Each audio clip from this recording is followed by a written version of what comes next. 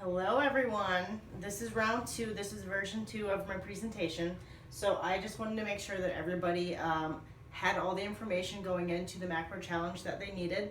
And so what I want to do is just go through the presentation again. We'll put it on Facebook, you guys can watch it, and if you have any further questions about it, just let me know.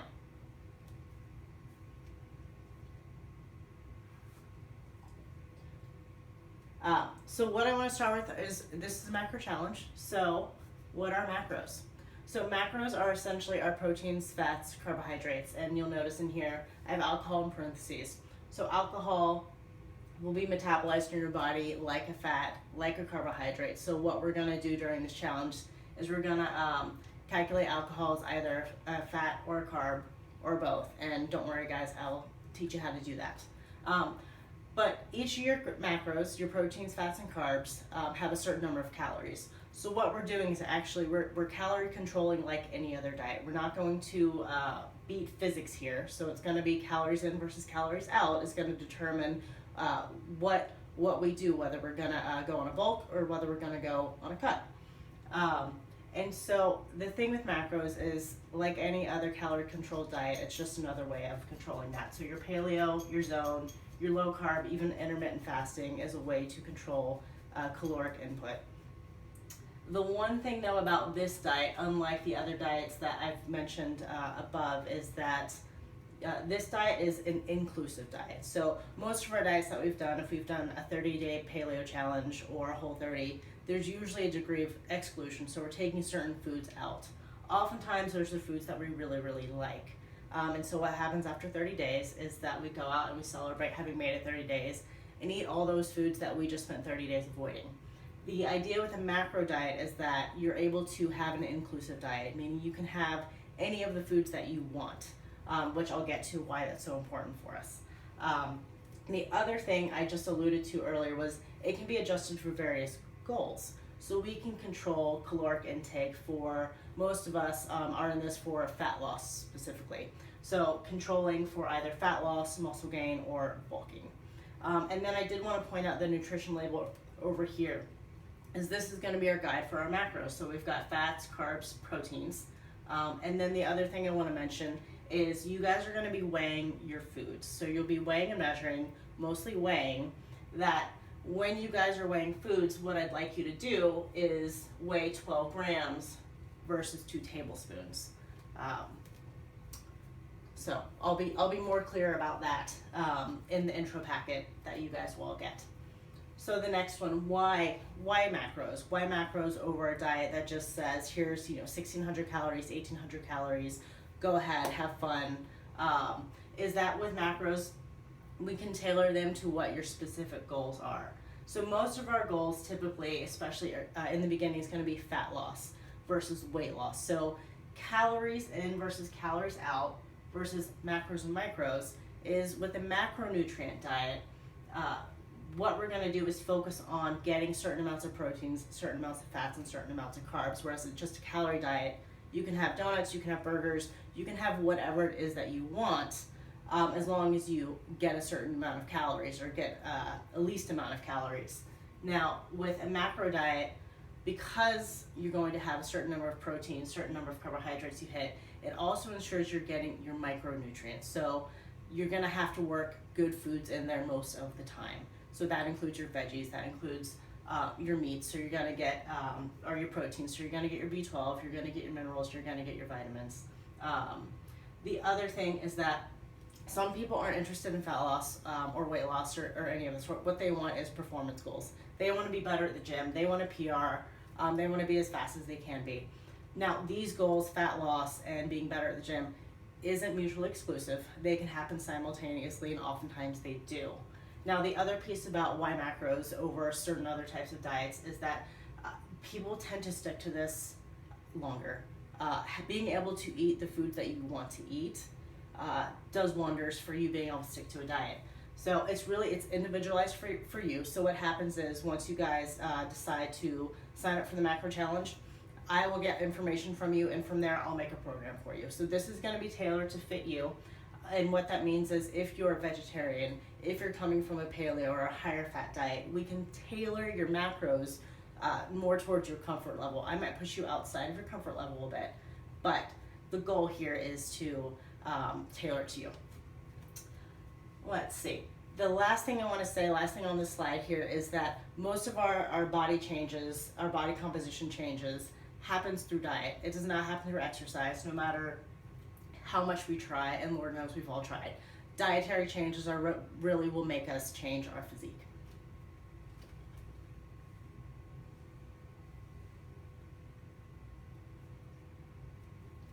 Leading from macros into another type of diet mindset called flexible dieting. So flexible dieting is about being able to both work towards your goals but also live your life. And that's really, I think, that the heart of this is finding a balance between what works for you and also what works for you and gets you closer to whatever your goals are. And flexible dieting is the opposite of what we usually understand from diets, that you can have this, but you can't have this. This is a good food, this is a bad food. That's called rigid dieting. And most studies have shown that rigid dieting doesn't work for people, especially in the long term. Typically, there's the good foods that you can eat, and you eat those for a period of time. Then as soon as you have something that's not on that list, you have a bad food, the whole day is ruined or the whole weekend's ruined, and then you start all over again on Monday, and it becomes a vicious cycle. Again, that's the inclusive versus the exclusive. Oftentimes what I see for people is that it translates into a cycle of you're doing really good and then you're doing really bad. And then that translates into how we feel about ourselves and our self-worth. And what I already said about it, it's rarely sustainable. Rarely do you see people on long-term diets that only say yes to this and no to that. It just doesn't happen. The last thing with flexible dieting is its consistency. It's about you being consistent, not about you being perfect. And I don't expect perfection. I don't expect it from myself, so I don't expect it from you. But the idea with being consistent is that over time, the more consistent you are, the more you can have those blips. You can have a wedding, you can have a vacation, and it doesn't impede your goals. It doesn't throw you so off track that you're completely off your diet and that you have to start all over again.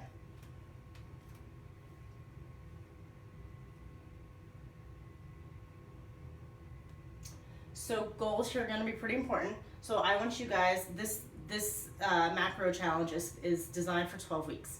So we've got 12 weeks, and I'm saying 12 weeks as a minimum. You guys are welcome to stick around longer, but let's plan for 12 weeks. So I consider 12 weeks on any sort of dietary change is actually fairly short term. So what are you guys' goals for these 3 months? And then after that, what are your long-term goals? What are you hoping also to learn during this 12-week period?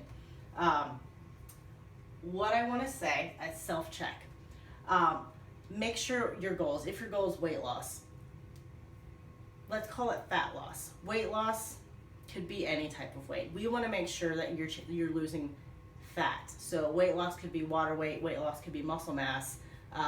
We don't want you to lose muscle mass. I want you to lose fat. But the other thing that I want you guys to really be sure about is, what are you willing to change? What are you willing in the next 12 weeks to look at, to try and shift? Does that mean when you go out to dinner or to social events that maybe you don't have all the drinks that you want to have, or maybe you don't drink at all, or maybe you shift some type of behavior surrounding it? The other thing is time frame. So give yourself time to adjust to this. What I notice for a lot of people is that I give them their macros, and the first thing they tell me is, oh my gosh, I'm eating so much. So don't be surprised if you feel like you're eating more. And so part of that adjustment period is you getting used to, oh, well, maybe I actually need to have more meals throughout the day, or actually having just 2 meals or skipping breakfast means that at the end of the day or at lunch, I just feel like I'm stuffing food in my face. What I will say is enjoy it for now. But also know that your body might have a period that it needs to just adjust to things. So don't expect right out of the gate, like, awesome, I lost 5-10 pounds this week. That's not our goal, and it's not gonna happen. So just know that there's gonna be a period of you getting used to this.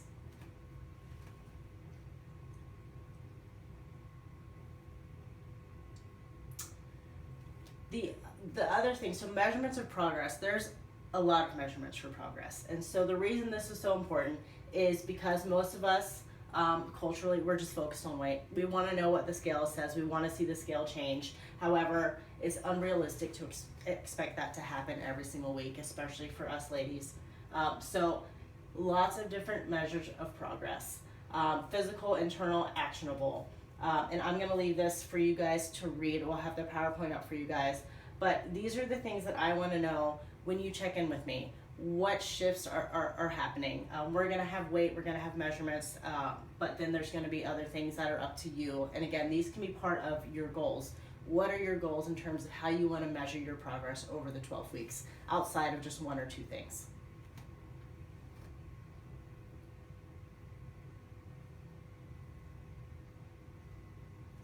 And so this slide's very important. It's called Why Weight is a Jerk, because it is a jerk. Now, this is why that last slide, having measures of progress, is so important. It's because I've been in a cut for 5 weeks now. So that means I have a certain set of macros geared towards fat loss while maintaining my lean muscle mass as much as I can. And this is what my weight has done for a month or 5 weeks. So if I were to base my success, how I feel, what is happening in the gym, or how my day is going to be based solely on what's on the scale, I'm going to be miserable for this whole time, because you can see that it fluctuates up and down. So this is why we have so many different measures of progress, and why weight isn't the best measure. It can be important. What I want to see with it is that it's trending down, but it might be trending down really, really slowly. As long as other changes are happening, that's okay.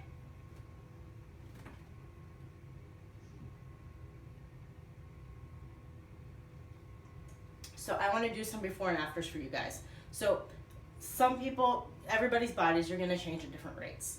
Some people's are going to change really quickly. Guys tend to lean out pretty quickly. It's just, that's the way it is. And then us ladies, things shift in different ways, different times. And so what I also want to show you guys with this is she was 5 weeks in. At this point, she lost 1 or 2 pounds. So 1 or 2, I mean, that could be give or take a day for most of us. But for her, her body composition looks very different, and she's lost 3 inches. So another reason why the scale, not the best measure here, okay? So keep that in mind. Your body can change even if your weight isn't.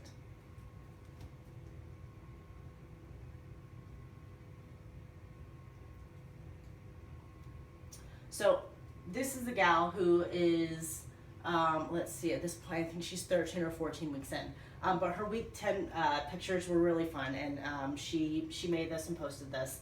At this point, she's lost, here it says 6 pounds. I think she's lost 8 or 9 pounds at this point. She did a great job. She even got her body fat tested and tracked it along the way. So we know of the 6 pounds that she lost, 5 of which have been fat, and she's also lost 3.7 inches. And you can see her pictures are quite different. And what's amazing about her is that she wasn't perfect at all. I think she went, and by these 10 weeks, she'd been on vacation, I think 3 times. She'd done a bunch of races. She's quite the endurance athlete, but she was consistent, but she certainly wasn't perfect. And so here's what I want to reiterate, that it really is about consistency. You can make progress even if you're not perfect. The other thing for her that was really interesting is that she didn't even recognize these changes until she'd seen this picture right here. And she thought, oh man, I'm that girl. I'm that girl that has abs in the picture, and it actually scared her. So for her, it's been an interesting internal process with seeing herself change, because she's changed in multiple ways. So it's been actually really cool.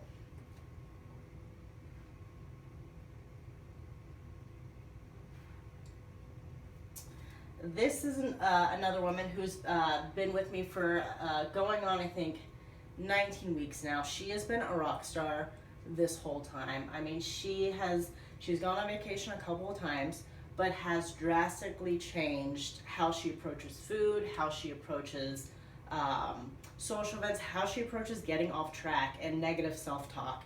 She's somebody who has done a great job. So in this 15 weeks at this point, she lost somewhere between 8 or 10 pounds. She's somebody, though, that when she gets her cycle, she gains at least 5 pounds every time. It's really frustrating for her, and initially it was part of her derailing a lot of her negative self-talk. But at this point, she's used to it. She knows it's going to happen. It's not that fun, but it happens.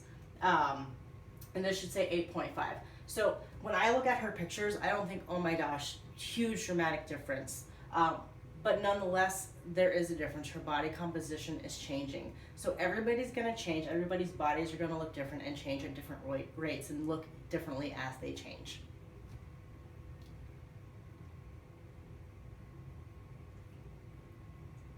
So this is one of our guys.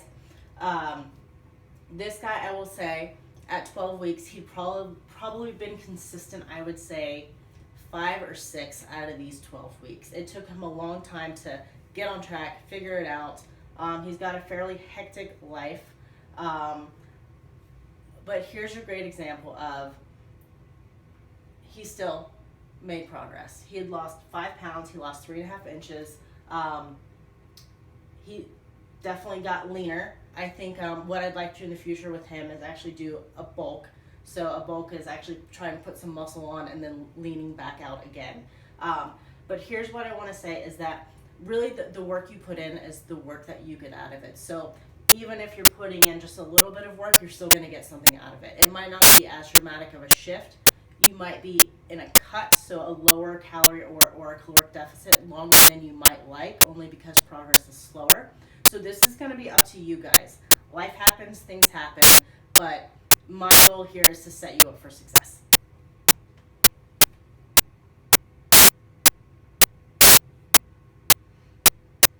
And so an overview of the challenge. Right now we have it loosely for, I think, next Monday, so a week from tomorrow, and then ending October 23rd, depending on how many people get to watch this. I know we're about a day behind from when we wanted to post it, so you guys get the information. But the goal is around this timeline. If we start the following week, that's fine. We'll just go another week. But it's going to be 12 weeks. These are all going to be personalized plans. So I'm going to get from you a list of a lot of information, whatever your goals are. And then from there, I will personalize your plans and you will get those. You'll also get an intro packet from me that goes over how to calculate, how best to calculate, what I'm looking for in check-ins. We'll also have a Facebook group so we can all chat and we can all support one another because it's way more fun to do it that way. But the big thing here is your weekly check-ins. So your weekly check-ins are really the accountability factor. And that's why I think us doing this as a group is great because we can all be accountable to each other. The cost is going to be $300. We're going to, I believe Laris is going to put it into the Wodify account and then you guys can pay through your Wodify account.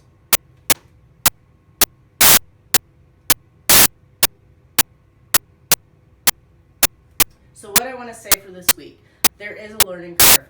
If you haven't weighed or inputted before, this is the week to start doing that. So what I found when I first started was it was 20 minutes of putting stuff into MyFitnessPal and calculating meals, and again, it was a learning curve. By week 2, end of week 2, you guys will have it no problem. But here are some apps that I like. I use MyFitnessPal. At this point, I've just used it for so long that it automatically just pulls my foods up. It's also a way that if you have MyFitnessPal, we can be friends and look at each other. What we're eating, we can share recipes that way. But some people like MyMacros Plus, and then some people just like to write it down by hand. The one thing I do want to say is that as you start to enter this week, and again, I would very much encourage you to start doing that, is if you use a barcode scanner or if you're just inputting through MyFitnessPal, there can be a lot of entries. So just cross-check what your entry says on your app versus what the nutrition label says because they're oftentimes different. So find the one that matches.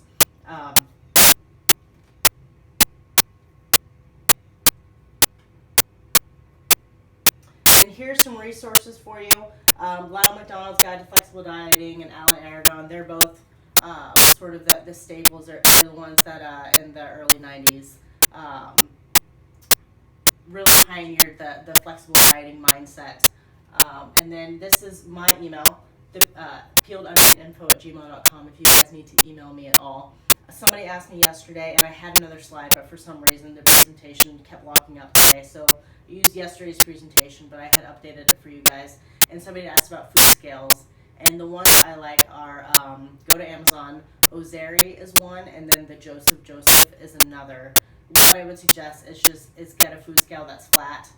There are several that have bowls already in them, but you don't want bowls. You want to set plates or just random things on your food scale.